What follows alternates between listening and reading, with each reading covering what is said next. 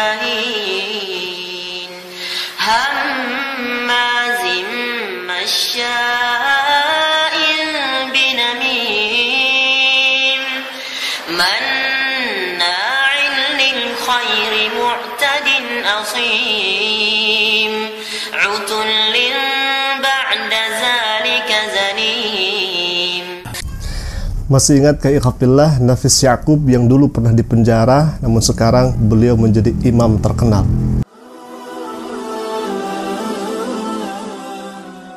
Assalamualaikum warahmatullahi wabarakatuh. Ikhafillah sobat Tasik Ngaji, semoga semuanya dalam satu afiat dan senantiasa ada dalam lindungan naungan Allah Subhanahu wa taala. Amin ya Allah ya rabbal alamin. Bagi ikhafillah yang baru bergabung, silakan klik saja tombol subscribe-nya dan jangan lupa aktifkan juga lonceng notifikasinya agar setiap kami upload video baru insyaallah akan menjadi pemberitahuan untuk kita semua. Baik ya ikhwah, kami kabarkan kembali ada seorang yang dulu pernah dipenjara selama 6 bulan namun dikurangi karena perbuatan baiknya yang sangat luar biasa menjadi 4 bulan dan beliau sekarang menjadi imam di masjid ikhafillah. Ini sangat luar biasa anugerah yang diberikan oleh Allah Subhanahu wa taala. Nah, pertanyaannya, ngomong-ngomong kenapa beliau dulu pernah dipenjara? Kita akan baca terlebih dahulu beritanya. Mungkin ikhafillah ada yang sudah mengetahui terkait pemberitaan ini. Baik, kita akan bacakan dari media Bersama Dakwah. Nafis Ya'qub berasal dari Kamboja. Ketika berusia 16 tahun, remaja yang sudah hafal Al-Quran ini mendapatkan tugas dakwah di Malaysia. Ia berceramah di beberapa masjid dan mengajar Al-Quran di Kota Baru. Pada suatu malam, selepas mengajar Al-Quran, Nafis merasa lapar. Ia pun keluar untuk membeli makanan. Tiba-tiba sebuah mobil polisi menghampirinya. Ketika ditanya IC atau identitas card atau KTP, Nafis pun jujur mengatakan dirinya tidak punya KTP. Ditanya paspor, ternyata paspornya Nafis telah mati. Akhirnya polisi pun membawa Nafis ke mobil. Saat itu saya hanya bertawakal kepada Allah, kata Ustaz Nafis mengenang peristiwa tersebut. Bisa ditebak karena tidak memiliki KTP dan paspornya sudah tidak berlaku lagi. Nafis pasti akan ditahan. Dan ternyata benar, ia dikurung selama 6 bulan di penjara Macang, Kelantan. Malam itu di penjara, udara terasa sangat panas. Maka Nafis pun melepas bajunya dan dijadikan bantal. Ia bangun ketika hampir tiba waktu makan. Teringat amal yaumiyahnya. Jadi beliau ini memiliki amal yaumiyah yaitu murajaah Al-Quranul Karim. Nafis pun membaca Al-Quran, mendengar suara merdu Nafis. Penghuni penjara mendekat dan menikmati ayat-ayat Al-Quran dari lisan Hafiz muda ini. Di saat seperti itu, datanglah petugas membawa makanan. Nafis merasa aneh, orang itu mengarahkan sesuatu di depannya, ternyata direkam. Nah, ini adalah rekamannya. Kita akan dengarkan terlebih dahulu lantunan Al-Quran yang keluar dari suara indahnya saudara Nafis ini. Alhamdulillah.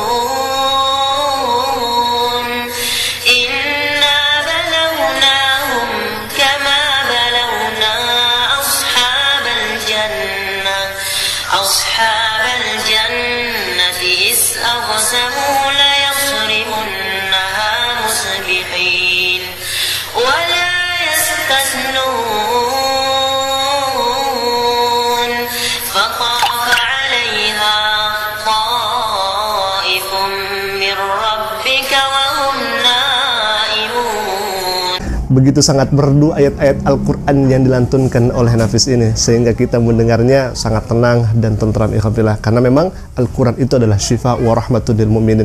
Begitulah Al-Quranul Karim yang kemudian mengubah nasibnya Nafis ini, lalu kemudian Nafis sekarang menjadi imam sholat di mana-mana ikhafillah. Baik, kita akan saksikan bagaimana tatkala beliau mengimami sholat di masjid-masjid besar. Kita akan simak bersama ikhafillah. Silakan.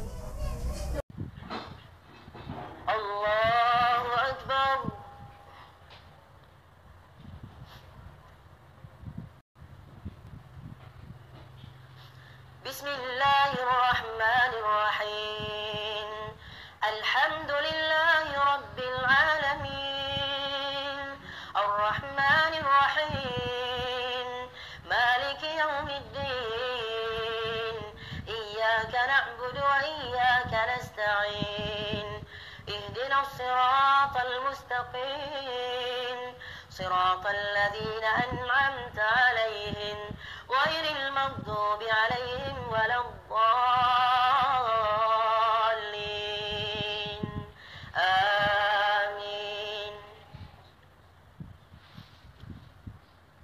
بسم الله الرحمن الرحيم سبح اسم ربك الأعلى الذي خلق فسوى والذي قدر فهدى والذي أخرج المرعى فجعله ساء أحوى سنقرئك فلا تنسى إلا ما شاء الله إنه يعلم الجهر وما يخفى ونيسرك لليسرى فذكر إن نفعت الذكرى سيذكر من يخشى ويتجنبها الأشقى الذي يصلى النار الكبرى ثم لا يموت فيها ولا يحيا قد أفلح من تزكى وذكر اسم ربه فصلى بل تؤثرون الحياة الدنيا والآخرة خير وأبقى إن هذا لفي الصحف الأولى صحف إبراهيم وموسى. Masya Allah, sangat indah, luar biasa lantunan ayat suci Al-Quran yang dibawakan oleh Nafis Ya'qub ini, yang sebelumnya orang ini dipenjara karena ada kendala-kendala tertentu ikhwatillah. Namun ternyata ada rencana Allah yang begitu indah, luar biasa.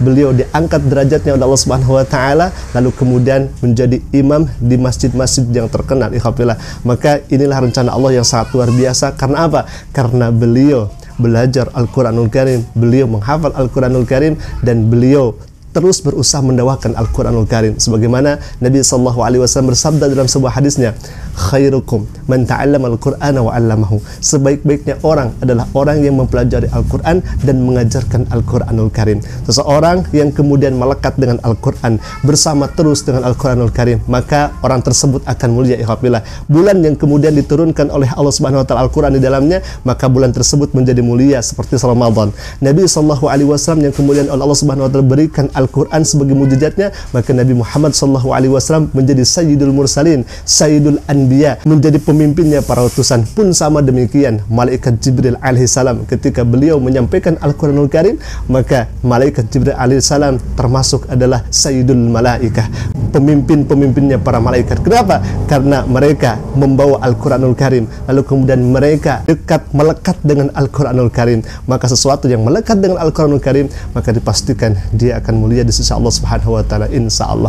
Ikhwatillah, inilah pelajaran untuk kita. Bahkan informasi yang paling menarik, Hafiz Ya'qub ini setiap harinya mengkhatamkan 6 juz Al-Quranul Karim dalam murajaahnya itu. Semoga hal ini bisa memberikan motivasi untuk kita semua agar kita semakin dekat dengan Al-Quranul Karim. Ikhwatillah, mungkin itu dulu yang bisa kami sampaikan. Semoga video kali ini bermanfaat. Aku qouli hadza, Assalamualaikum warahmatullahi wabarakatuh.